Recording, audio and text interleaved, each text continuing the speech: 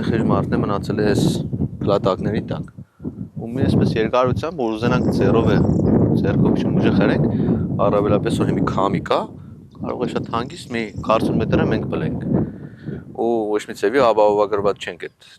դժբախտ պատահարներից։ 2023 թվականին Գյումրու ֆուտբոլի ակադեմիայի հենց այս հատվածում տեղի ունեցավ ողբերգական դեպքը։ Ուժեղ քամուց ակադեմիայի պարիսպի մոտ 25 մետր հատված փլուզվեց, ինչն էլ քաղաքացում հավան պատճառ դարձավ։ Դեպքից անցել է 1.5 տարի, բայց ակադեմիայի շինարարական բացերն ու թերացումները Հայաստանի ֆուտբոլի ֆեդերացիայի կողմից որպես սեփականատեր մատնվել է անտարբերության, շարունակելով վտանգի տակ պահել Շիրակ ֆուտբոլային ակումբի մանկապատանեկան թիմերին։ Վերջիններիս թիվը հասնում է 500-ի։ Այս տարիների ընթացքում Շիրակ ֆուտբոլային ակումբը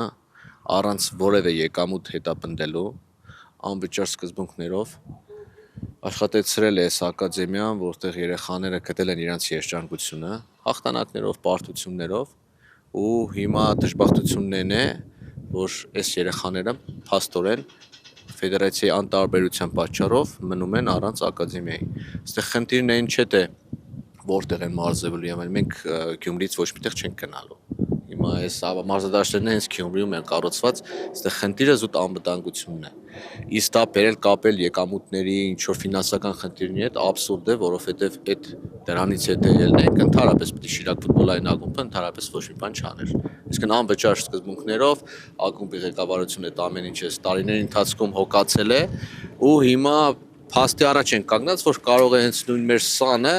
կամ նրա ծնողը լուրջ խնդրի առաջ կանգնի ելնելով անվտանգությունից։ Շիրակ ֆուտբոլային ակումբը նախորդին հանդես է եկել հայտարարությամբ, որ 1.5 տարի Հայաստանի ֆուտբոլի ֆեդերացիայի ոչ մի ներկայացուցիչ անգամ հարկ չի համարել այցելել ակադեմիա տեղում իրավիճակին ծանոթանալու համար։ Վերաբերմունքը հանգեցրել է իրավիճակի սրմանը, ճաքճքված պատեր, վտանգավոր պարիսպներ եւ տանիք, որն անձրևից ապահովագրված չէ։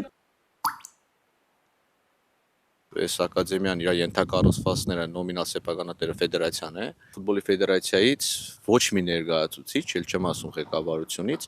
ոչ ոք չի եկել, մի հատ չի ասել, լավ, ինչ անենք, այս խնդիրը ոնց լուծենք։ Այս այն դեպքում, երբ որ մենք բազմիցս դիմել ենք, այդտեղ հայտարարության մեջ ենք ասել, որ պատրաստ ենք համատեղ խումբ, ինչ-որ փաստաթղթերը հանենք, նայենք ինչ թերություններ կան։ Մի խոսքով համատեղ ուժերով փորձենք այս հարցին լուծում տալ։ Տանիքի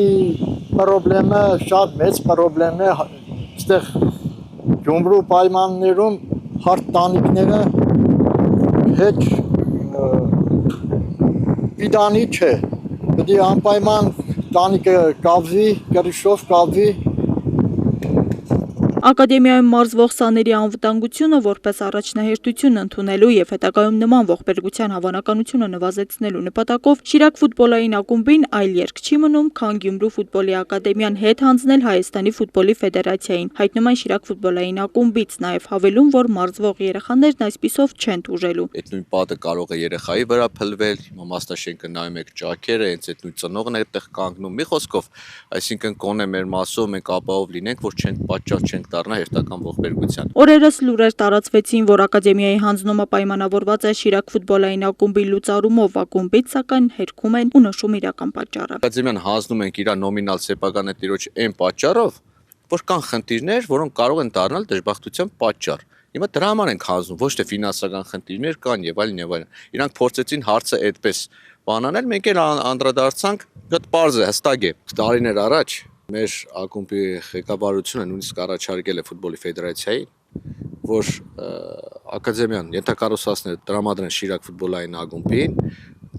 որպեսզի Շիրակ ֆուտբոլային ակումբը այստեղ ներդրումներ անի։ Չեն համաձայնվել, չեն տվել։ Գյումրու ֆուտբոլի ակադեմիայի շենքը շահագործման է հանձնվել 2015 թվականին, 10 տարի անց, արդյոք նորմալ են առաջ եկած այս խնդիրները։ Պատասխանները յուրաքանչյուրի մոտ տարբեր կարող են լինել, բայց պատկան մարմինը, որ Հայաստանի ֆուտբոլի ֆեդերացիան է ու պետք է պատասխաներ մի շարք հարցերի, անպատասխան է թողնում մեր բազմաթիվ զանգերը, դառնալով միակողմանի տեսանյութի պատճառ։ Աստղիկ Խաչատրյան, Խանո Վանիսյան, Հայկ Գաբրելյան, Այսօր։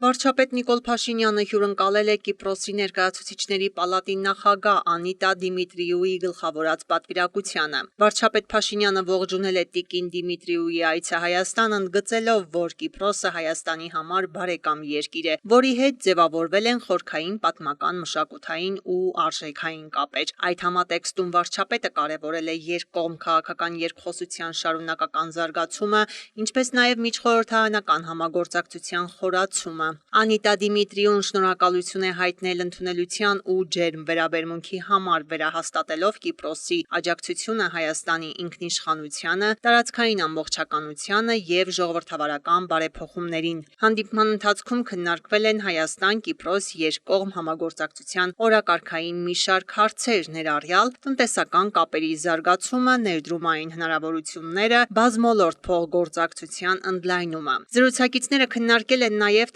տարածաշրջանային ու միջազգային օրակարգի մի շարք հարցեր, անդրադառնալով ընդհանուր հետաքրքրություն ներկայացնող զարգացումներին և համագործակցության հնարավորություններին։ Մտքեր են փոխանակվել Հայաստան-Ադրբեջան խաղաղության գործընթացին առնչվող զարգացումների վերաբերյալ և այս համատեքստում ընդգծվել է խաղաղության հաստատման և կայունության պահպանման կարևորությունը Հարավային Կովկասում։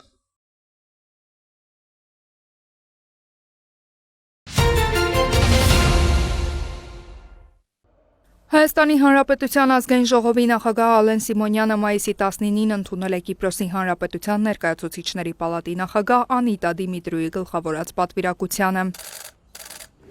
Ընդգծելով երկու երկրների միջև խորացող համագործակցությունը, Ալեն Սիմոնյանը գործընկերոջը հայտնել է երկկողմ բարեկամական հարաբերությունները նոր ֆունկցիոնալ մակարդակի բարձրացնելու ցանկության մասին, առաջարկելով դիտարկել Հայաստանի ու Կիպրոսի միջև ռազմավարական գործընկերության համաձայնագրի կնքումը, ինչն իր հերթին ողջունել է Կիպրոսի ներկայացուցիչների պալատի նախագահը։ Կողմերը հանգամանալի անդրադարձել են նաև միջխորհրդարանական համագործակցությանը վերաբերող հարցերին և երկկողմ հետաքրքրության այլ թեմաների։ Առանձին անդրադարձ է կատարվել նաև Կիպրոսի հայ համայնքի գործունեությանը և երկու երկրների միջև եղբայրական հարաբերություններում դրա ունեցած առանցքային դերին։ Կողմերը քննարկել են նաև տարածաշրջանային խնդիրները, այդ համատեքստում ընդգծելով Հայաստանի և Ադրբեջանի միջև արդեն համաձայնեցված համաձայնագրի կնքման անհրաժեշտությունը։ Ալեն Սիմոնյանը գործընկերոջ ուշադրությունն է հրավիրել նաև Ադրբեջանում գտնվող գերիների և ապօրինի պահվող անձանց խնդրին, կարևորելով նաև անհետ կորած զինծառայողների հարցը։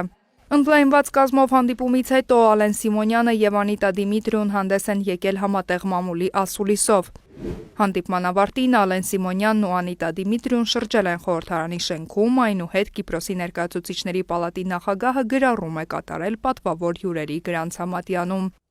Խորհրդարանների ղեկավարները ի նշան երկու երկրների բարեկամության ազգային ժողովի այգում տնկել են մշտադալար Եղևնի։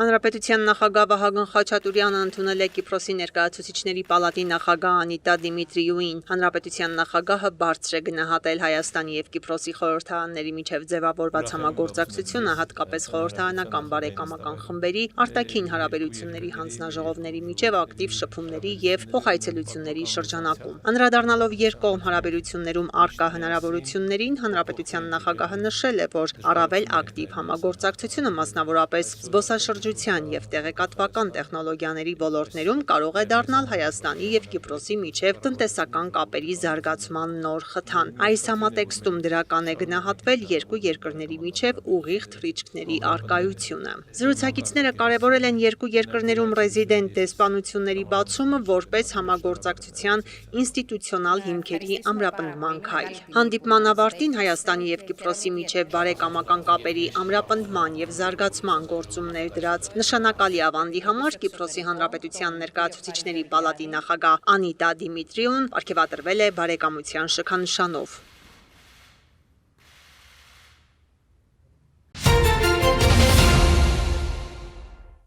Քննչական կոմիտեի նախագահ Արթուր Պողոսյանը խորհրդակցություն է անցկացրել Շիրակի մարզային քննչական բաժանմունքներում։ Արթուր Պողոսյանը խորհրդակցության ընթացքում հանձնարարել է ուշադրության կենտրոնում պահել անչափահասների կողմից կամ անչափահասների նկատմամբ կատարվող հանցագործությունները, յուրաքանչյուր դեպքում պարզել հանցագործությունը ծնող պատճառները և այդ պայմանները, այդ ուղղությամբ միջնորդագրեր ներկայացնել իրավասու մարմիններին։ Նշենք, որ խորհրդակցությանը մասնակցել է նաև Շիրակի մարզպետ Դավիթ Արուշանյանը։ Փաշինյանը։ Ագելի գործընկերներ, պարոն Մասպետ, Իրավապահ համակարգի ագելի ներկայացուցիչներ, քննչական կոմիտեի ագելի աշխատակիցներ, այսօր խորհրդակցության նպատակը Շիրակի մարզային քննչական վարչության կատարած աշխատանքների ամփոփումն է, նախորդ տարվա ժամանակահատվածի վերաբերյալ, ինչպես նաև այս տարվա առաջին երամսեկի վերաբերյալ։ Նախ ուրախ եմ, որ հերթական անգամ այցելեցի Շիրակի մարզ, որտեղ ես աշխատել եմ անձամբ քննիչներին եւ անձնակազմի մեծ մասի հիմնականում ճանաչում եմ։ Քննչական կոմիտեի Շիրակի մարզային քննչական վարչությունում 2024 թվականի 10-ում քննվել է 4831 քերական վարույթ, առանց պասիվ վարույթների, որի 473-ը փոխանցվել է 2023 թվականից, իսկ 4248-ը ստացվել է 2024 թվականի 10-ում, նախորդ տարվա նույն ժամանակահատվածի 4127-ի դիմաց, որի 493-ը փոխանցվել է 2022 թվականից, իսկ 3634-ը ստացվել է 2023 թվականի 10-ում։ 2024 թվականի 10-ում քննված 4831 քերական վարույթներից 3296-ը նախաձեռնվել է մարզային քննչական վարչության քննիչների կողմից, նախորդ տարվա նույն ժամանակահատվածի 3191-ի դիմաց։ Հաշվետու ժամանակահատվածում ստորաբաժանման քննիչների կողմից քննվել են 522 քրեական վարույթներ, 2023 թվականին 484։ Քննված 522 քրեական վարույթներից ավարտվել են 273-ը, դատարան 52, կարճում 221 կամ քննված վարույթների 52.2%-ը, 2023 թվականին 51.2%-ը։ 2024 թվականին նախաքննական այլ մարմիններ են ուղարկվել 19 քրեական վարույթներ, որոնցից 17-ն ուղարկվել է քննչական կոմիտեի այլ ստորաբաժանումներ, իսկ 2-ը այլ նախաքննական մարմիններ։ Միացվել են 31 քրեական վարույթներ։ 2024 թվականի ընթացքում քննվող վարույթներից անջատվել է 33 մաս, 2023 թվականին նույնպես 33։ Կառուցողական հեռախոսազրույց են ունեցել, հայտնում են Դոնալդ Թրամփը եւ Վլադիմիր Պուտինը։ Միացյալ Նահանգների եւ Ռուսաստանի նախագահները բանակցել են 2 ժամ, անդրադարձել ռուս-ուկրաինական հակամարտությանը եւ երկկողմ հարաբերություններին։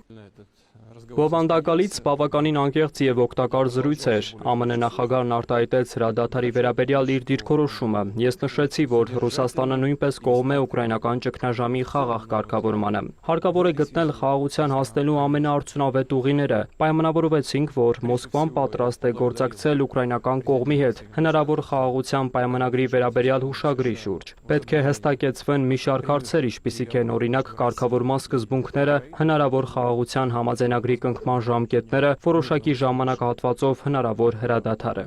Վլադիմիր Պուտինը շնորհակալություն է հայտնել խաղաղության համաձայնագրի կնքման մասին ուղիղ բանակցությունների վերսկսման գործում Վաշինգտոնի աջակցության համար։ Կրեմլի ղեկավարը համոզված է, Ստամբուլյան բանակցությունների վերսկսումը հիմք է տալիս մտածելու, որ կողմերն ընդհանուր առմամբ ճիշտ ուղու վրա են։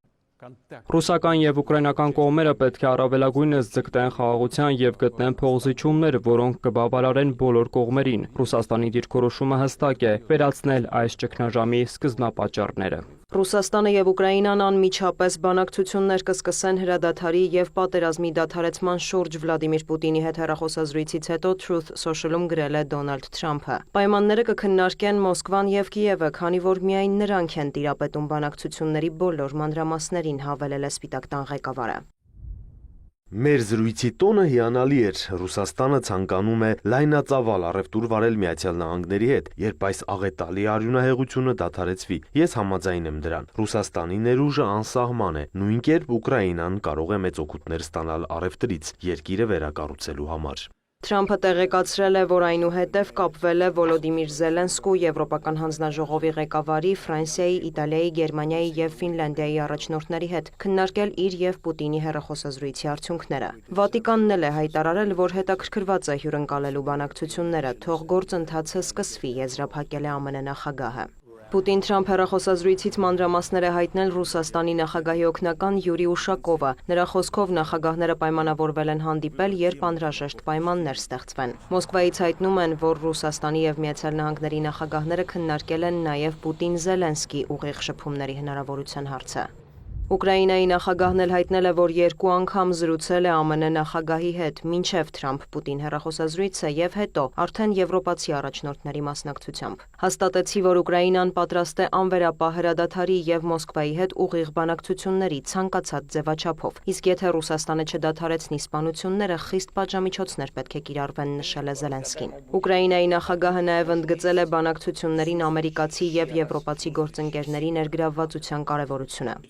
Հրադադարին եւ պատժամիջոցներին անդրադառնալուց բացի Թրամփին խնդրեցի, որ Ուկրաինայի մասին որևէ որոշում չկայացվի առանց Ուկրաինայի մասնակցության։ Նաեւ քննարկվում է Միացյալ Նահանգների, Ուկրաինայի, Ռուսաստանի, Եվրամիության երկրների, Մեծ Բրիտանիայի մասնակցությամբ բարձր մակարդակի հանդիպան հնարավորությունը։ Այն կարող է տեղի ունենալ Թուրքիայում, Վատիկանում կամ Շվեյցարիայում։ Ռուս-ուկրաինական կարգավորմանը Դոնալդ Թրամփն անդրադարձել է նաև Սպիտակ տանը լրագրողների հետ զրույցում։ Նա հայտարարել է, որոշակի կարմիր գծեր ունի, որոնք հատելու դեպքում Վաշինգտոնը կդադարեցնի միջնորդական ջանքերը։ Սա իմ պատերազմը չէ, այն եվրոպական էր եւ պետք է մնար եվրոպական։ Միացյալ Նահանգները չպետք է մտներ այս ամենի մեջ։ Այնուհանդերձ Ռուսաստանը եւ Ուկրաինան խաղաղության մեծ հնարավորություն ունեն։ Իմ ամբողջ կյանքը գործարքների մասին է։ Եթե մտածեի, որ նախագահ Պուտինը չի ուզում վերջ դնել պատերազմին, պարզապես չէի շարունակի։ ԱՄՆ նախագահը հավելել է, որ Վոլոդիմիր Զելենսկին էլ ուժեղ մարդ է ու նույնպես ցանկանում է դադարեցնել պատերազմը, թեև ըստ Թրամփի Ուկրաինայի նախագահի հետ այդքան էլ հեշտ չէ գործ ունենալ։ Պատասխանելով լրագրողի հարցին, ինչու Վաշինգտոնը չի խստացնում Ռուսաստանի դեմ պատժամիջոցները, Թրամփը պատասխանել է, ինչ որ պահի դա կարող է հնարավոր դառնալ, սակայն այժմ գուցե վատթարացնի իրավիճակը։ Սպիտակ տան ղեկավարը նաև խոստացել է դիտարկել Կիևին ռազմական աջակցությունը մեծացնելու հնարավորությունը, սակայն հուսով է, որ մինչ այդ հակամարտությունը կկարգավորվի։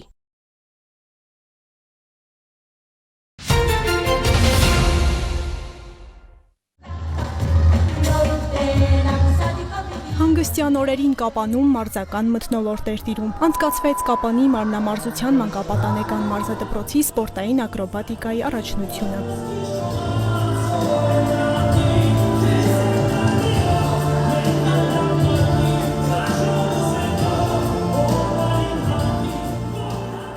Այս անգամ առաջնությունն ընդլայնել է մասշտաբներն, ընդգրկելով մասնակիցներ ոչ միայն Հայաստանից, այլև Վրաստանից եւ Ռուսաստանից։ Շուրջ 100 հոգի մարզաձևում չափեց ուժերը։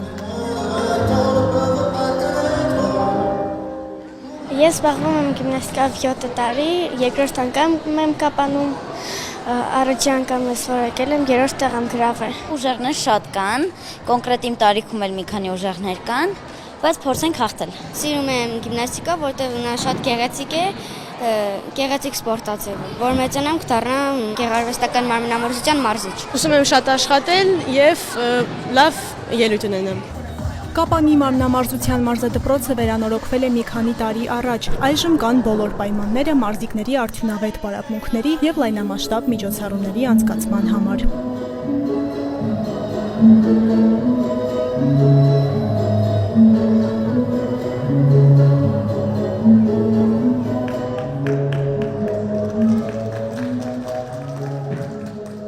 Նոր շունչ է տալիս մեր քաղաքի մարզադպրոցի շարժին, այսպես ձևակերպեմ, նոր ոգևորություն է տալիս, քանզի մենք այսօր մեր մարզադպրոցը հագեցած է միջազգային չափորոշիչների ստանդարտների համապատասխան մարզագույքով, որ չկա հանրապետությունում։ Միակ Կապանում է, որ մենք ունենք աշխարհի առաջնության համապատասխան գեղարվեստական մարմնամարզության հարթակ, ինչպես նաև ակրոբատիկական հարթակ, ցատկուղի, այսպիսի մարզագույքով համալրված մարզադահլիճ հանրապետությունում եզակին է։ Նման միջոցառումները հնարավորություն են տալիս տեղացի մարզուհիներին շփվելու միջազգային փորձ ունեցող հասակակիցների հետ։ Գլխավոր մրցավար Օլգա Դունաևսկայան հուսով է, որ հաջորդ առաջնություններում արտասահմանցի մասնակիցների թիվը կավելանա։ Մեր դպրոցը տարեստարի զարգանում է, մենք եւս մասնակցում ենք մի շարք մրցաշարերի եւ ունենք հնարավորություն տարբեր երկրներում մեր ներուժը ցույց տալու։ Եթե անգամ չեք հաղթի, սա գեղեցկության եւ երիտասարդության միջոցառում է, ուղղակի վայելեք այն։ Կապանի համայնքապետարանի աջակցությամբ առաջնությունն անցկացվում է երկրորդ անգամ։ Համայնքի ղեկավար Գևորգ Փարսյանը վստահեցրեց, այն կդառնա ամենամյա։ Կապանը միշտ էլ առանձնացել է իր հարուստ մարզական ավանդույթներով եւ սպորտն էլ ինչպես նախկինում, այնպես նաեւ այսօր էլ մեր համայնքի կյանքի անբաժան մասն է։ Գեղարվեստական մարմնամարզությունը միշտ էլ եղել է մեր ուշադրության կենտրոնում եւ ես ինքս էլ մեծ հույսեր ունեմ այս մարզաձևի հետ կապված։ Գեղարվեստական մարմնամարզությունը Հայաստանի ոչ բոլոր տարածաշրջաններում է զարգացած։ Սյունիքում մարզաձևն առանձնակի ուշադրության է արժանանում։ Այս տարի ավելի ոգևորված, որովհետև Կապան քաղաքը ստացել է մարզագորգ, որը համապատասխանում է մեր ֆիժի պայմաններին, սա հանրապետությունում առաջին մարզագորգն է, որ երեխաները պարապում են, շատ դա մեծ առաջընթաց կբերի Կապանի մարզադպրոցի աղջիկներին։ Մրցանակային տեղեր զբաղեցած մարզուհիներն արժանացան հավաստագրերի, մեդալների եւ նվերների։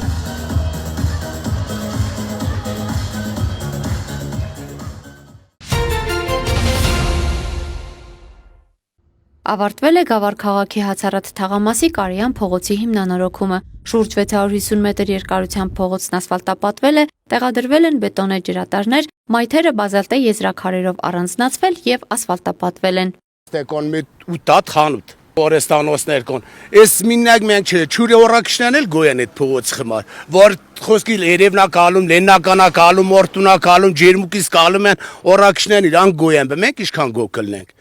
Նողդը շոտ դուք շնորհակալ ենք մեր քաղաքապետարանից։ Այս փողոցը վերջի անգամ ասֆալտապատվել 84 թվին։ Ես այնքան ուրախացա, որ այս փողոցում արդեն լուսավորություն կար, բոլորը արդեն երեխեքը ստեն խաղում են իրանց համար։ Մենք այսօր դրության էլի շնորհակալ ենք մեր համայնքապետից։ Բնակիչները նաև նշում են, որ փողոցի հիմնանորոգումը բարելավել է իրենց կյանքի որակը եւ արդեն անցյալում են փոշին ու ցեխը։ Վստահեցնում են, որ նույնիսկ հոգ են տանում, որ հիմնանորոգված փողոցը չախտոտվի, չքանդվի եւ կատարված աշխատանքը երկար ծառայի իրենց։ Համայնքապետից ենք շնորհակալ, իր ազնագազմից բոլոր մեր համայնքապետարանի, որը մեզ ընդառաջեց, բերեց, մեր ասածը լսած, մեզ ընդառաջեց եւ շնորհակալ ենք բոլորին։ Ես մենք Քավարյանից քնջից կալում են ստե ծանվենք շում կալում են խաղում են, բեսի լավ չէ, որ երեխին տենում ես լավ, իրան լավ ազգում է։ Կարյան փողոցը հիմնանորոգվել է Գավառի 2024 թվականի սուբվենցիոն ծրագրերի շրջանակներում։ Ծրագրի արժեքը կազմում է 88 միլիոն 970 հազար դրամ։ Գումարը համամասնորեն հատկացվել է պետական եւ Գավառ համայնքի բյուջեներից։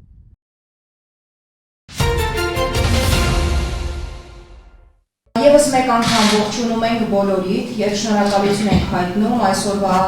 մեր հերթական առցանց հանդիպմանը միանալու համար։ Պետական եկամուտների կոմիտեն ԻՄԱՐԿ ընկերության հետ համատեղ տնտեսվարողների հետ կազմակերպել է առցանց քննարկում նույնականացման միջոցներով ապրանքների պարտադիր դրոշմավորման գործընթացի վերաբերյալ։ Օրենսդրական կարգավորումներից միջև գործնական կիրառում եւ վարչարարություն։ Քննարկման առցանց օրակարգը բավականին ընդգրկուն է։ Այս պահին տնտեսվարողներին շատ ավելի հետաքրքրում է արդեն իսկ ընդունված օրենսդրական նախաձեռնությունների շրջանակներում իրենց կողմից իրականացվող քայլերը, թե ինչպես են օրինակ մասնատվող ապրանքների դեպքում իրականացնելու իրենց գործողությունները, ինչպես են ճիշտ սկանավորում իրականացնելու, ինչ վարչարարություն է այս պահին ՊԵԿ-ը իրականացնում եւ այլն։ 100-ից ավել տնտեսվարողների